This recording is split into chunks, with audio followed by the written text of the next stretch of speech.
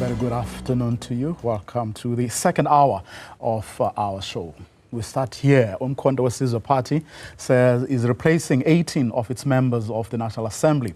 The bulk of them were sworn in less than 2 months ago on the 25th of June. For more on this, we're joined by the party's spokesperson, Ntlamulo Ndlela. A very good afternoon to you, sir. Thanks very much for your time. This is unheard of.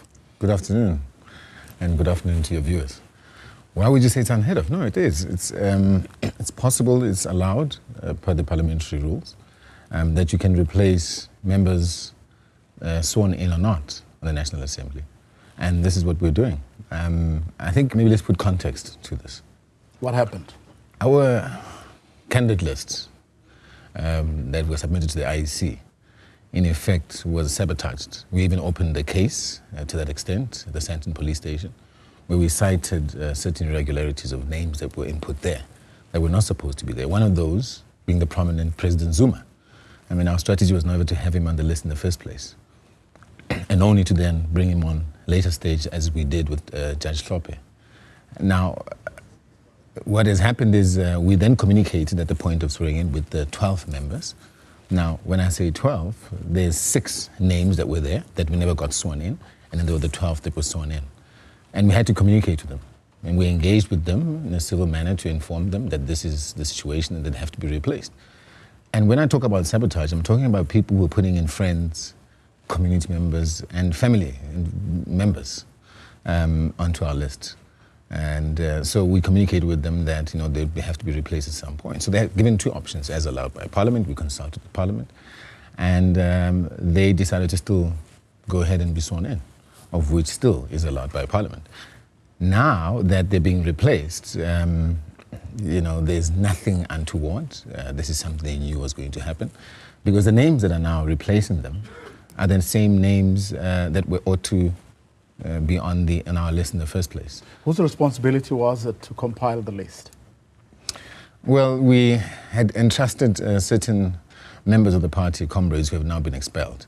And part of the reasons why they were expelled was for exactly that. And remember, we've always been highlighting the issue of being infiltrated and all sorts of rogue elements. And we've been having to deal with that. We've been having to clean up. We're a young organization. We are forming structures. And naturally, you'll come across certain teething situations such as this. But it's about us doing something about that. And that's exactly what we're doing. We're fixing this organization, and we're ensuring that we're duly represented in Parliament. Here's another example. At one point, and I'm sure with some of the interviews you may have heard, Judge Hlophe stating that there were some members that never showed up one morning, in Parliament. And that was at a critical time when we were requested and we needed to vote. Some members didn't show up, and let me tell you, the bulk of the members that were actually not there are the same that are being replaced. So we say we need to represent our party well. We need to have competent people. And this is what we're doing. Whether it's how you compile the list, whether it's people not showing up, it does suggest a disorganization on the part of your party, doesn't it? No, I wouldn't say it's a disorganization. I think it's an organization. Competence, perhaps? No, we're highly competent. I don't think we're able to get to the point that we're at without being competent. I'm sure you've heard some of our submissions in Parliament. Wouldn't you say that those are competent people? Of course we're competent. You look at our manifesto, that tells you our competence. We're bringing in people that ought to be representing us and that have got the content and the competence also further adding to the team. Because, we are the opposition party and our posture has to be exactly that. So, this is no issue of us targeting individuals or anything like that. This organization is a strong organization, and we'll demonstrate that. We're only 8 months old. But it is baffling that it would be so easy for someone or some people to sit in a room or some corner, compile a list, and that list goes through without anyone detecting timeously, that something like that had happened. But that's what happens when you have rogue elements and individuals who go and do their own thing. People were given clear instructions that this is what you have to do. When you've submitted this is what you do. You bring it for approval. The wrong lists were brought for approval, were misled. And the next thing, when we check what's on the IEC system, it's something else. And we had to deal with that immediately. But at that point in time, we had to focus on elections and reorganizing ourselves in light of what transpired. And it brought about an unnecessary situation where President Zuma should be in the National Assembly right now. The strategy was never to have him on the list in the first place. It was to say President Zuma will surface at a later stage. Does it not make more urgent, the task of, setting up proper structures with a proper constitution and everything that flows from that? Oh, absolutely. We have a, let's say, near-done constitution. We have deliberated on it. It's a very solid constitution, there's no doubt about that. It's a matter of adopting it accordingly at conference, or whichever structures we decide to adopt it. But I think what I must communicate is the following. We have a team that's worked on an organizational structure. We're professionalizing this organization. We are going to have branches set up. We're going to have proper head office set up, provincial structures set up. It's all there, it's in the plan. But naturally with us, this is an unconventional situation, so we need to ensure that we bring unconventional measures to ensure that we fast-track the professionalization of this organization, which hasn't been easy. But we are certainly quite at an advanced stage of ensuring that happens. Will all of that not come too late for whoever may still believe in the project, given some of these, what has happened now? It's unheard of that. 18 people are asked to leave the party at one go. Won't these affect, any future possibilities of growing and having people, take you very seriously? We're taken very seriously. It's not an issue of people being removed as members of the party. And I think maybe if you read that letter from the Speaker, it refers to membership in Parliament. So these are not people that are being expelled or being removed from the party at all. No, they're still members of the party. And these are members of the party whom we engaged as comrades to say this is the situation that they themselves know how they found themselves in. So we, in our posture, is that of a professional organization. And that's what we want to achieve. We are a professional organization. We've had teething issues. The issues that we're dealing with right now, remember, are circumstantial off the back of what happened before elections. This issue of the list is the same.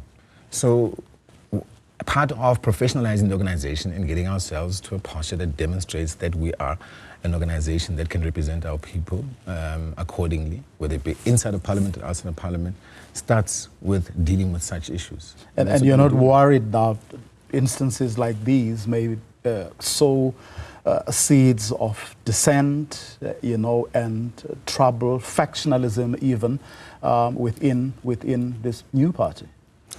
In any party, there's always going to be disagreement and different views.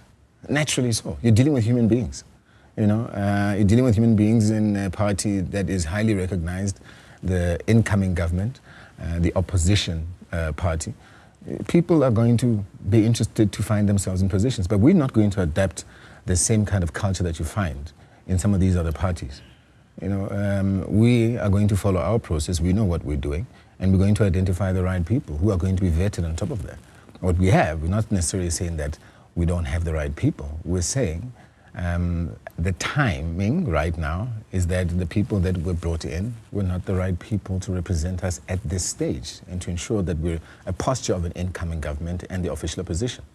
So that's why you'll see some of the names that are there are the names that were supposed to be there in the first place, and that will demonstrate that in Parliament. This is not an isolated incident. Not too long ago, you fired the party secretary general for the second time. That then suggests what you don't seem prepared to admit, that there is something wrong, very wrong going on. I think it may affect the stability of this new party. No, it's not affecting the stability of this new party. I think one thing that you need to understand is that we still have an interim structure. And remember, as I said, we're at an advanced stage of forming should I say, a formal, finalized structure. So we're all volunteers. I'm still a volunteer. Everyone is a volunteer within MK Party. Moving you to a different role There's nothing wrong with that. We've got capable people that we can move into different positions. But what does that mean? Does that mean that we're not a stable party? No. It doesn't necessarily mean that we're not a stable party. When there's elements that need to, certain decisions for us to take, we'll take those decisions, whether it be positive or negative, based on how people perceive it. But there are certain decisions we need to take. Here's the thing. We wouldn't have made it this far if we're disorganized and we don't know what we're doing. Do you think we would have garnered the kind of support that we've garnered, even though it was off the back of a rigged election? No. So we know what we're doing. People just need to trust us because we know what we're doing, and there's no ways that this organization is just going to go up into thin air, as some are wishing. It's not going to happen. When are your Tom Moyanes and Lucky Montanas going to be sworn in? Well, Tom Moyane is not going to be sworn in.